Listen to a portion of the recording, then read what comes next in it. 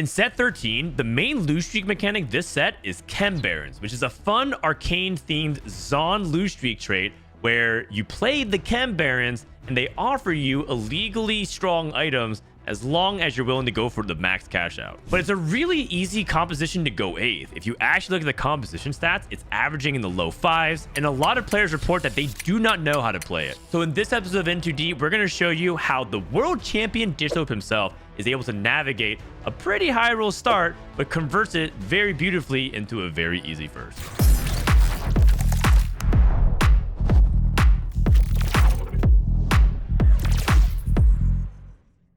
Let's go over the core game plan for how to approach Chem-Baron lose streak. The first thing I must emphasize is the condition. You have to have 3 Chem-Baron in by the latest stage 2-3. This is because Chem-Baron activates on 3 loss streak for extra shimmer, and the latest you can really get that is 2-3. Any later, and you're really rolling the dice whether or not you can make it to 500. Always take any missing Chem-Baron on carousel, so if you have Renata, Singed, and Rennie, you don't have Smeech, take the Smeech, and vice versa. And that also applies to Silco and Savika on stage 3 and stage 4. Take HP augments as well, that makes sense, so Tiniest Titan, Titanic Titan, or even Vampiric Vitality if you feel like you can convert off it late game. Stage 3, you can slam a couple of items to preserve HP. This is important to do because if you can at least save 1 or 2 HP per fight, you'll end up being in a much more comfortable position, losing 1 more fight later in the game. In an ideal world, you lose your first 10 fights until stage 4, and you cash out at 500 for perfected items. But sometimes you can't get to that 500 because maybe you accidentally break your streak towards the end and you have to win your way through, or maybe you just got it in too late. You can still win at 400. I've seen a lot of 400 cash outs do pretty well. And 300 is like that, maybe territory, but you should probably aim for top 4 as opposed to a first. Once you cash out though, keep all your Chem-Barons in and add in 4 costs. So you can splash into Dominator for the Silco, you can splash into Bruiser for your Rennie, you can splash into Sentinel. There's a lot of different options that you have. And then here are some lose streak positioning tips that you can do in stage 2. The first is pretty obvious. Just frontline your Renata while cornering your melee units. Highly inefficient. Renata is a backline DPS unit. She dies quickly, and you're going to be finding yourself 2v3, so that's a good way to lose. Position number 2 is a trap a melee in the corner tech, where if you have 2 range units, it doesn't have to be 2 Renatas. It could be Renata plus, I don't know, like a Lux or something.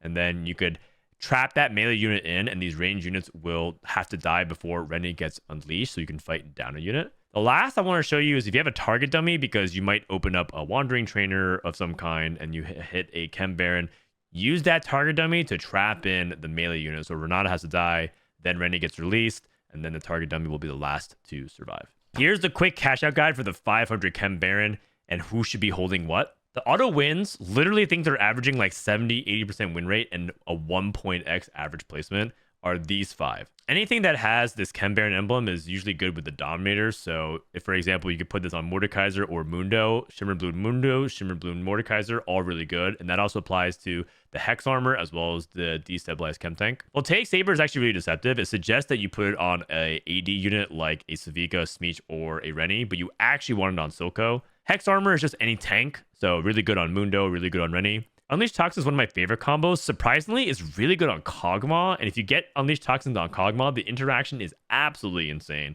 And that is probably the best combo in the game. If you get Violent Virus, put it on Silco. The Perfected Executioner Chainblade is actually really good on Silco and Savika. I think that's also an unintuitive thing, because the Chainblade may think that it wants to be on an AD unit like Smeech and Savika. Flesh Ripper is just pretty much good on Savika. This one's probably the weakest one. And Destabilized Chem Tank, either Savika or a Emblem Holder. Let's hop on board with Dishsoap's POV, and we see that the lobby encounter is going to be Scuttlepuddle, which is going to cap very high. On Scuttlepuddle, everyone's board is going to be very cracked. So you might think you're stable, but the reality is everyone's power level is made higher than usual. So you have to be mindful of how to play for a very, very high capped board version of your comp. And right away, our first orb, we get offered Chem-Baron. So it looks like that is going to be our game plan. And it's really nice when it just starts off this way. We're also on Scuttlepuddle, so we're going to be able to make interstitials pretty quickly. In fact, you're guaranteed 3 gold at least. Each crab drops 1 gold, so you're at least guaranteed at 10. And we can start immediately planning out how we're going to make money with our loss streak. When you're playing Chem-Baron, you do have to be a little bit careful about actually making 2-star versions of your composition. So right now, Dishsoap is offered Cinch 2. But if he makes Cinch 2, he actually might be too strong against other people who play 1-star versions of their board. And the really big thing to note is that Rennie is actually quite a strong individual unit on stage 2. she sometimes by herself can actually take on a bunch of 1-star units that even have synergy. I've seen Rennie 1 take down, 2 1-star bruisers by herself, and all of a sudden you 3v1 the remaining unit. So I think not making the singed is what Dishsoap's thinking about, and he passes it, which I think is correct. Right away, Dishsoap is offered a pretty incredible augment to start things off. He's got Titanic Titan to get max player health and increase it by 20. That 20 HP buffer is going to be really huge, so I have a really hard time imagining we're going to want to pick anything else. Carechecker's Ally, absolutely not. And Silver Spoon, that EXP doesn't really do much for us. The only reason why I would see a reason to pick Silver Spoon is that it levels us, so it gives us higher odds with maybe seeing a Smeech earlier. So maybe you can have that, but I think that Titanic Titan is the clear pick here, and I'd be surprised if he even considers anything else. All right, so Titanic Titan is going to be the case. Now, Titanic Titan does have a pretty real downside, which is on carousel, you're going to move a lot slower, which means that you can't often get the item that you want, even if you release early, if it's on the other side of the carousel. Also, sometimes even picking up the item, even if no one wants it, can be a little tricky. You might accidentally run into other items. I've done that before while taking this augment. And basically on this stage, he just has to make sure that he does his best to lose. There is one person who looks like they are trying to also intentionally lose, and right away has his Chem-Baron streak griefed by dank memes. But that being said, it's actually good that it happened at the very beginning. So that's actually lucky, because if he got it now, that means he can just start his lose streak 1 round later. So yes, unfortunate that we queued into it, but it's good that we did it right now and got it out of the way.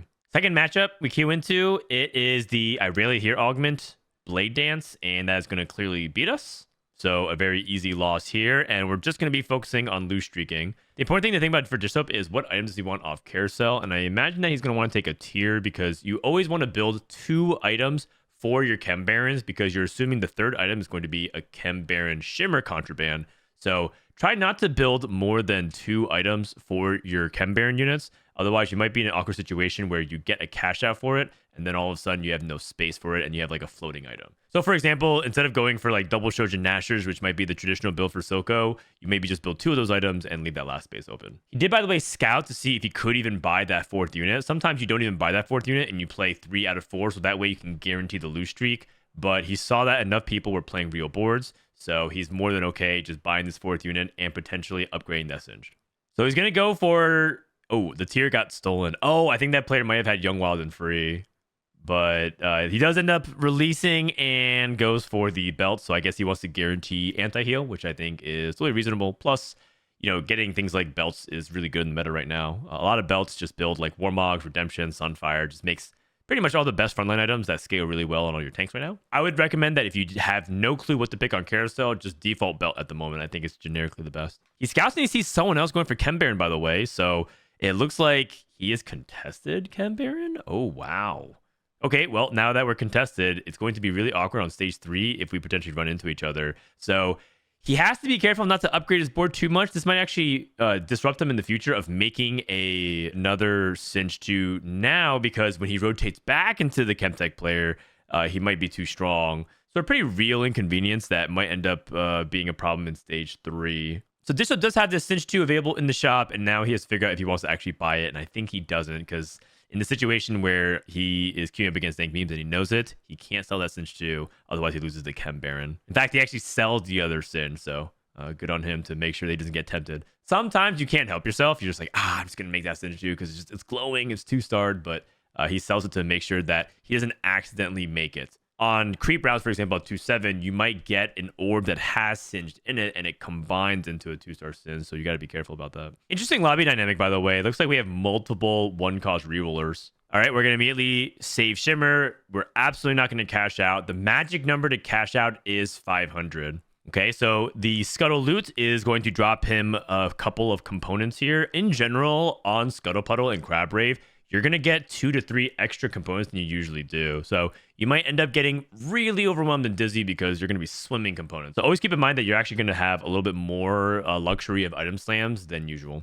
First item he makes is Even Shroud, which is interesting here. Usually the first thing that you would think about is anti-heal. So I'm a little bit surprised by that. I want to see how he ends up doing this. And it's probably because he might feel like Rennie is his best chance of actually killing units on stage 3.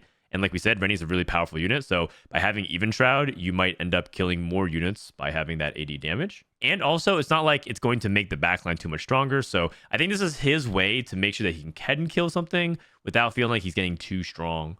Because another element of Even Shroud is you don't want to have to use your removers every single round. You want to save up the removers if you can for one giant turn. So you can slam Even Shroud and Morello and like all these different items, but then if you have to remove them every single turn, you're going to run out of removers really quick. Let's take a look at these augments and see what he's going to think about. Teaming Up is a silver augment that pretty much just gives you just a little bit of gold and an extra component. Right now, we're swimming in components. We don't really need it. So I think that Teaming Up is better in situations where we're really hurting on components, and more importantly, if we need some of those 3 costs. Find Your Center is much better for like hyper carries. I imagine if you're playing a hero augment like Irelia or Steb or Trundle, right, trolling, you probably want something like Find Your Center. Probably something like in Chem-Baron, where oftentimes your backline unit is going to be the center focus, unless you're itemizing around Savika, for example. I don't mind Rolling for Days, though. Rolling for Days is basically a ton of econ to help you hit things like the Chem-Baron. In fact, you can even justify using it now, so that way you can hit the Smeech and get 4 Chem-Baron online.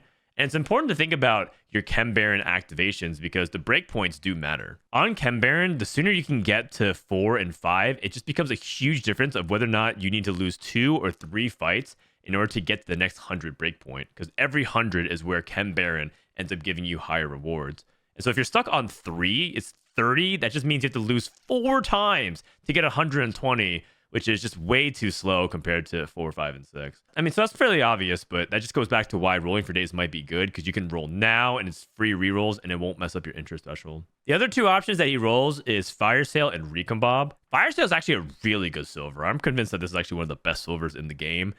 Even though it sometimes gives you 1 cost, it can give you something up to 5 costs in the late stages of the game. So it could be huge amount of econ later and very, very clutch. Not to mention the 1 gold now sometimes can be really nice. But we are on Scuttle Puddle and we have way more gold than usual because we get extra gold and we get extra items. So I think Fire Sale is worse in something like Scuttle Puddle. Recombob is really fun, but the reality is we already have the units that we want and we don't really want to recombob them. The only way that this could be really valuable is if we have, you know, multiple 3 and 4 costs, so we can potentially go fishing for Silco and Savika. But I mean, I don't think that it's as good. In fact, ironically enough, it might be a better chance of hitting Silco if he kicks Rolling for Days and rolls now. So he clicks Rolling for Days and he levels to 7 and he rolls. He's rolling for all. Oh my goodness gracious. I didn't expect him to level here. Wait a second. That's actually brilliant because then he has the 10% odds for Silco. And now he actually hit the 5 Chem-Baron. Holy cow. Okay. But then there's another element of it is he too strong? And we scouted Dank Memes and Dank Memes looks like he's playing a real board around the form swappers.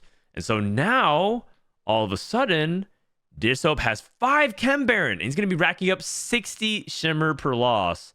So he should be able to get to that 500, which is going to be that magic number to get the perfected items. And also, if he was in danger of winning, he could level to 7, sell all his non-Chem-Baron units, and then trap a unit. The way you can do it is put a range unit in D6 and C7 and trap a melee unit in the back. So basically, wherever Silco is, you put a melee unit like Rennie, you move Silco up 1, and you have the 2 range units box in that melee unit so that way they don't get the ability to walk out, and so you're basically fighting 1 unit down. So in the worst case scenario, move this up, Rennie down, sell, and then ultimately would have, you know, a way to basically lose guaranteed on this stage. At this point, the only thing we're missing is Savika, right? So it looks like Dishsoap is probably just going to stay on this board and lose for the next few fights. Looks like he's slamming some items. He ends up combining JG, just trying to see if he can get extra kills. And you might think, okay, why does it matter to even get 1 or 2 unit kills? But if you can just, you know, protect his HP by 1 or 2 units per round, that might add up to 5, 10, 15 HP over the course of the stage. And that's an extra entire life in the late stage of the game. On Carousel, there is a Silco. And remember, he's released early, so he should be able to get it. And now we're very, very close to getting Silco 2. Looks like we're going to combine anti-heal, so we're going to make Red Buff and Jewel Gauntlet, and we are good to go. And he scouts before slamming the item because, yes, those items are probably going to eventually go on Silco. But for now, he just wants to scout to make sure that he's not too strong if he slams. He waits for the matchup, sees that his opponent is pretty strong, 3 committed items to the back line, 2-star movement in the front line with Black Rose Scion. This should be good enough to lose.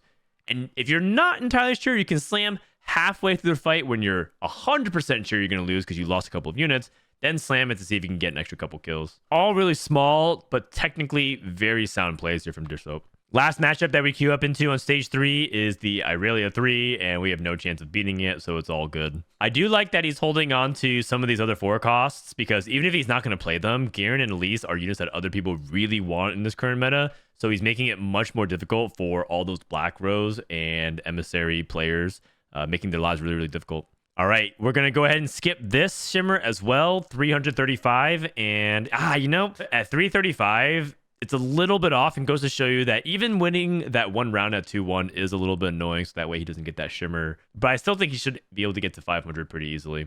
Does get a completed item anvil, and he's at level 8, and now he's going to roll. Now, the thing about rolling here is that he just wants to upgrade his board and look for another Dominator to complement. And he actually ends up finding Savika, which is also crazy. So now he has 6 Chem-Baron. Okay, this is extremely high roll. This is not something that you always end up encountering. I do like his decision to roll. I think a lot of people here would choose not to actually roll a meaningful amount of gold. And I think that's a mistake, because on stage 4, a lot of people are getting strong boards. So even if you just roll and upgrade Rennie 2 and Smeech 2 and Singe 2, it's not like that's going to win by itself, especially if you're on Silco 1. So he's rolling halfway to try to see if he can preserve even more life. And you can see it still was like a 4-unit loss, which, you know, he only killed 3 units. So I like the fact that he rolled here. I think it's really important that he did, going into the augment round here. Going to the 4-2 round, I think he's looking for combat augments here, because he's taken 2 effective econ ones through Titanic and rolling for days. Inspiring Epitaph is always a really solid generic one, and ends up being really good that scales off of max HP. Turns out Chem-Barons, every single time you skip Shimmer, you get more max HP for your Chem-Barons. Pretty good synergy there. Trifecta, if you're playing around 3 costs, like maybe Speech Rennie, perhaps, but for the most part, this is mostly relegated to like a Kog'Maw Scar at the moment, or perhaps something else in the future. Salvage Bin Plus, our items are good enough already, and I don't think you ever take Salvage Bin Plus in this situation unless you are extremely desperate for something. I would say Salvage Bin Plus is only takeable if you need to deconstruct something because of emblems. Like, let's say you have an open spatula, and all of a sudden you recognize that you need that bow, you need that tier for whatever reason, you can salvage bin it. In this kind of situation, it's way too late in the game, and it ends up not being strong enough power-wise. Heroes options 2 and 3. Say Spellweaver is an okay augment. I think it's much better for melee champions in general that want to cast their ability and then immediately get Omnivamp, and then have that shield, which can be really useful for them. And then as they take more damage, they get more mana. So I think it's much better for like Mbessa and Vi.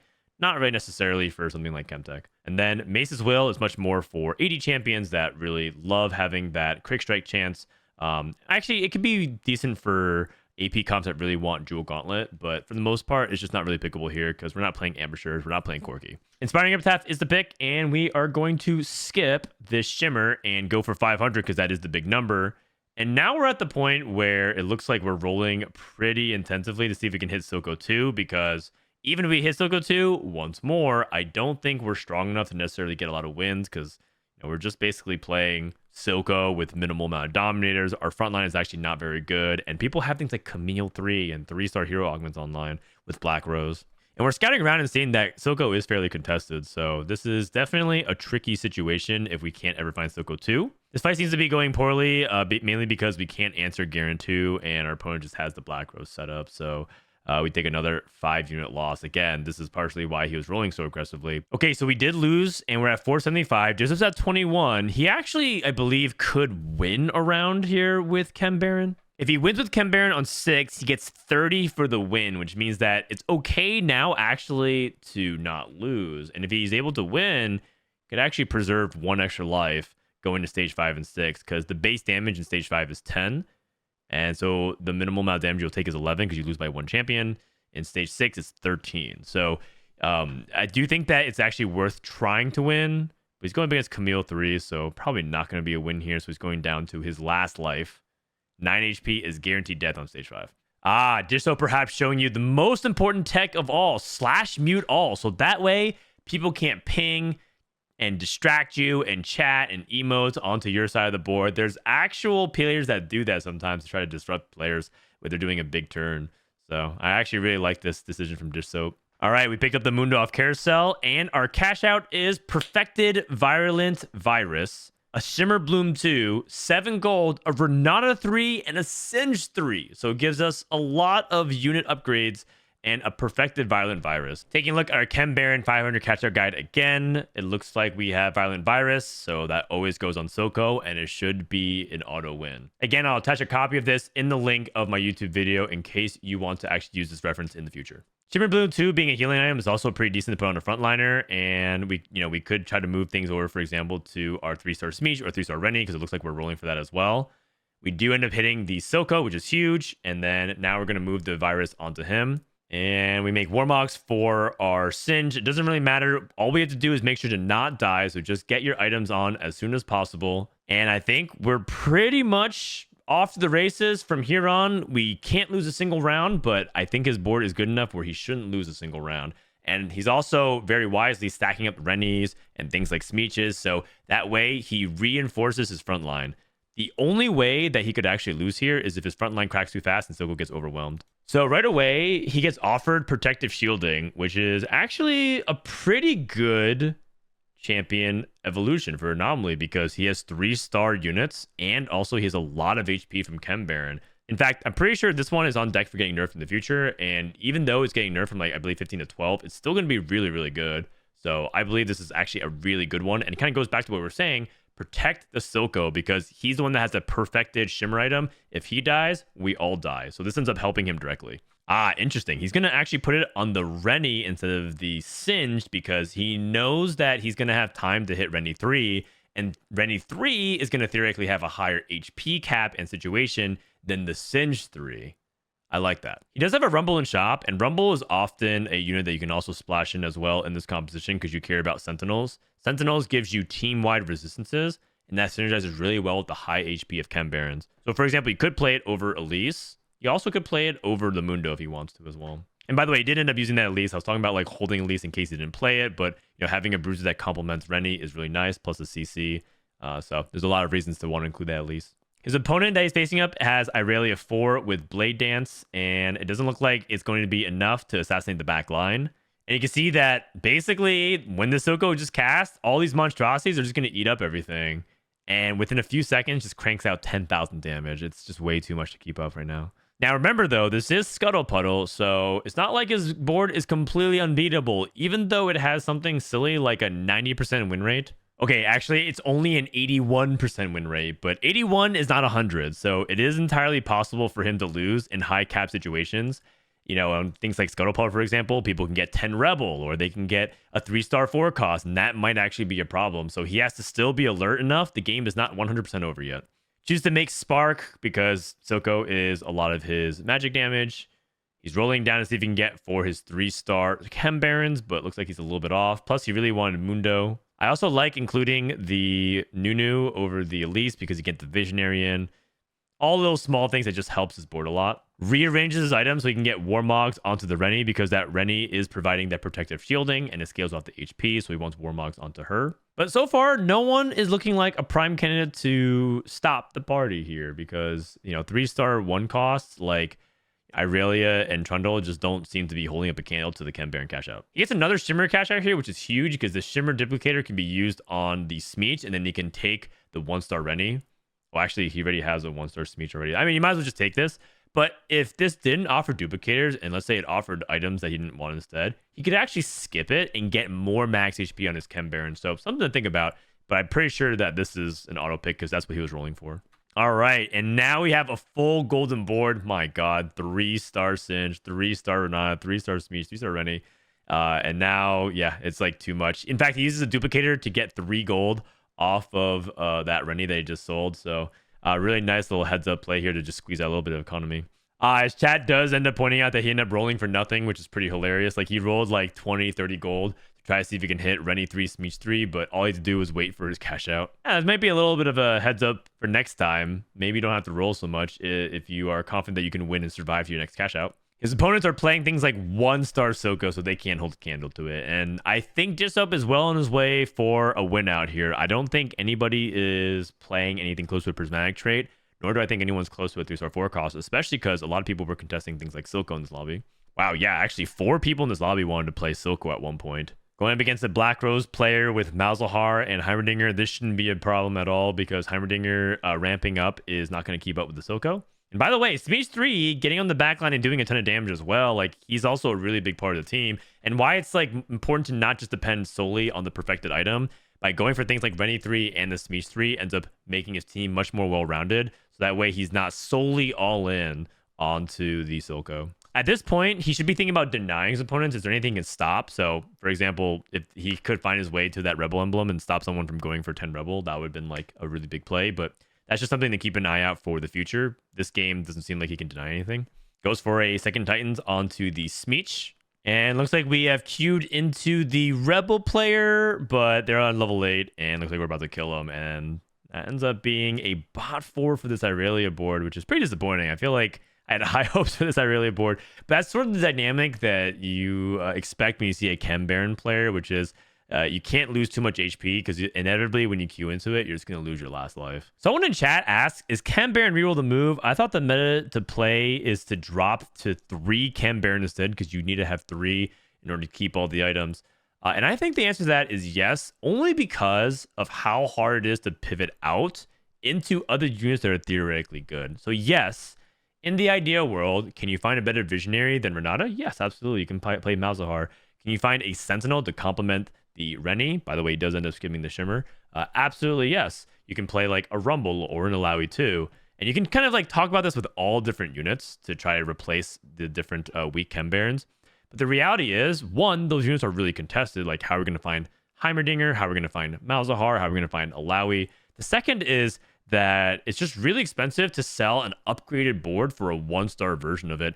And you also lose HP on your Chem-Barons for doing that. The more Chem-Barons you play, the more max HP you get. Look at this Rennie. She has so much HP, like all these small little bars counting up HP without even going for like 6 Bruiser. So it just goes to show you that right now, most people who play Chem-Baron just stay in Chem-Baron. And if you're going to stay in Chem-Baron, you might as well chase things like Rennie 3 and Smeech 3, assuming you can hit. All right, this fight should guarantee us top 4. We're killing a Heimer 2 and a Malzahar 2, no problem. And I think we've officially rotated to everyone in the lobby. There is a Bruiser Trundle player, there is a Black Rose player, and I don't think that either of them can really do anything to us. Dishsoap has unmuted and has gotten ready to type GG offensively. Oh my god, I didn't realize he's typing GG to Robin songs. Oh man.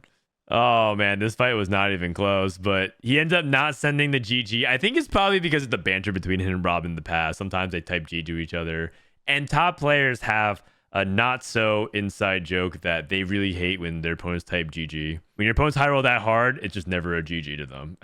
Okay, so now it's 1v1 and we're going up against the Bruiser player. Really cool trolling board that basically just plays Bruiser Twitch, but they forfeit, they recognize they have no chance, and there you go. How a world champion converts on a first place. I would say the MVP play was probably finding the rolling for days, leveling 7, and rolling for the Silco. And yes, he did get lucky to hit the Savika, but the game never felt out of control for him. He very much was always in a really good position to capitalize. And that 9 HP to me felt actually much more like 25 HP because I felt like he did a really good job preserving life and playing for that 500 cash out. So I hope you learned a thing or two on how to pilot a Chem-Baron spot. Yes, there is obviously high rolling involved, starting off with 2-1 Chem-Baron or getting early Chem-Baron snowballing, but that's what you gotta do. You can't really be playing Chem-Baron from a spot where like you might hit it in the middle of stage 2. You have to have the snowball starting from the very beginning, and I think Dishsoap capitalized perfectly. Hope you guys learned a thing or two. Let me know if you have any Chem-Baron tech in the comments below, and I'll catch you guys next time.